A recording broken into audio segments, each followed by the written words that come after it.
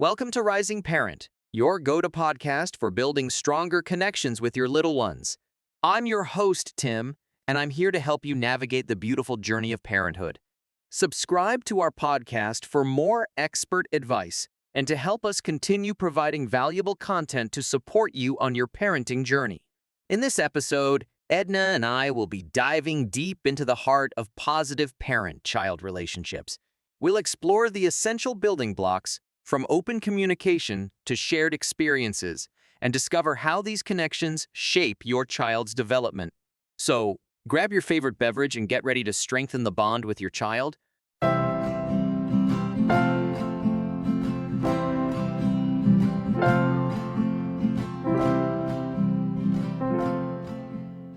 Hey everyone, ready to dive into something that I think is pretty universal. We're going to be talking about the parent-child relationship. It really is something, isn't it, that bond? And it's something that, changes so much over time Oh, definitely. And with the sources we have for this deep dive, I'm really interested to hear your take on some of this stuff. yeah, should be some good stuff in there. You've got 5 steps to a healthier parent-child relationship. Right. And then that piece from Advanced Psychology Services on, building positive relationships, and of course the American SBCC on strengthening the parent-child bond. It's a lot to dig into, but I think one of the most important takeaways, and this comes up again and again in the research, is, you know how crucial those positive interactions are? For sure. And we're not just talking about the big celebratory moments, right? It's more about the everyday stuff, the little things. Exactly. One of the sources actually put a number on it.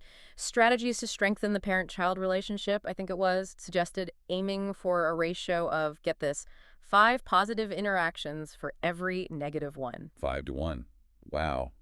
That's a pretty high bar. It is. But think about the impact that could have. I mean, you're essentially building a foundation of security and self-worth for a child with all those positive interactions. It matters. It does. It makes you really stop and think about those small moments, Yeah. like giving a high five after finishing a puzzle together Right. or just sharing a silly joke. Those moments add up. They really, really do. And it brings up another essential ingredient in all of this being present. Putting down the phones, stepping away from the screens, and truly being there with our kids. Yes. One of the articles talked about giving the gift of your full attention, which really struck me. We live in a world full of distractions, and it's so easy to get caught up in them. But our kids, they notice. They really pick up on that. One article I shared even mentioned how some kids feel when their parents are, glued to their phones. They said things like sad, ignored, even angry. Yeah. It's tough to hear that, but it's the truth. It is tough, yeah, but it's important for us to realize that our kids are always watching us, Yeah. learning from us, even when we don't realize it. So being mindful of what we're modeling, especially with technology, it's crucial. It's true, actions speak louder than words. But when we do talk to our kids, how can we make sure those conversations really count? What can we do to connect with them? Well, I think that's where it's so important to make sure our kids know they can talk to us about anything, and we're not going to judge them. Be that safe space. Yeah, I get that. Wait, and really, listen, one of the articles, I think it was the 5 steps to a healthier parent-child relationship, had some great points about this. Like when your kid's talking to you, really listen to what they're saying and then repeat it back to them. So they know you're hearing them. Exactly.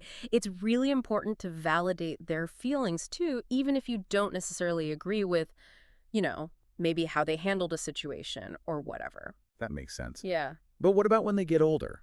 As they start trying to become more independent, how do we handle that as parents? It's definitely a shift, isn't it? As they get older, we have to kind of move from being the decision maker to more of a guide. Let them start making some of their own choices. It's tough though, right? Knowing when to step back. It is. One of the sources called it age-appropriate autonomy, which I thought was interesting. Age-appropriate autonomy. I like that. Yeah. But of course, there still need to be boundaries, rules and expectations. And in consequences. Right.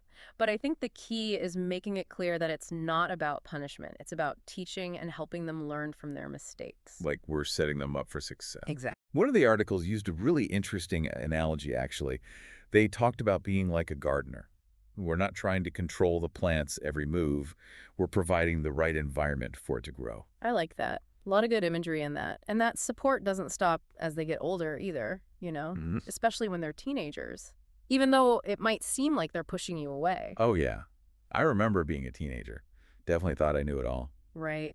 It's a tough time, though. And one of the articles actually talked about how important it is to adapt your communication style as your kids become teenagers. Oh, interesting. So less lecturing, more open-ended questions. Exactly. Show them you're genuinely interested in their lives, their challenges.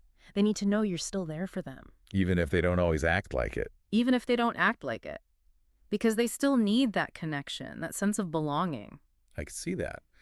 But with everything else going on in life, work and all the other responsibilities, it can be hard to find the time and energy to really, be present and intentional about all of this.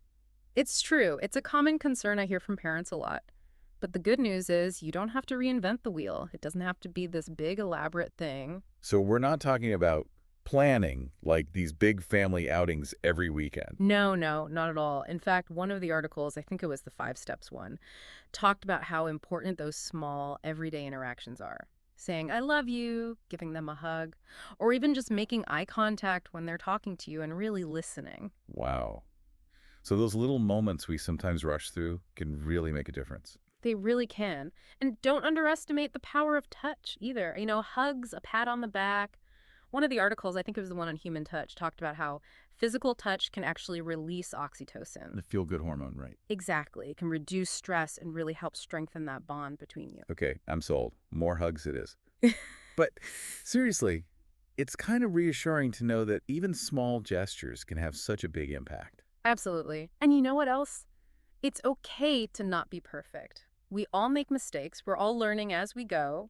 One of the most important things we can do as parents is actually model self-compassion. So they see that it's okay to not be perfect. Exactly. Because what really matters at the end of the day is that our kids feel loved and supported for exactly who they are. That's a great takeaway.